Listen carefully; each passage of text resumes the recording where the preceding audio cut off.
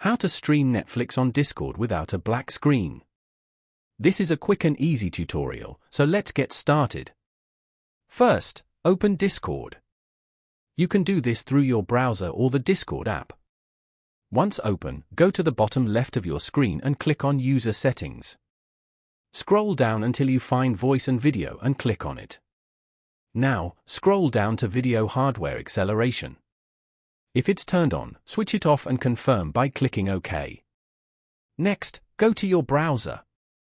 In the top right corner, click the three dots to open the menu. I'm using Microsoft Edge, but the steps are similar in other browsers. Open Settings, then in the search bar, type Graphics. Look for Use Hardware Acceleration when available. If it's turned on, turn it off.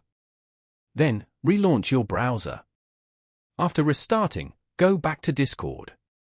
Join a voice channel, share your screen, and you should now be able to stream Netflix without the black screen. That's it, you're all set.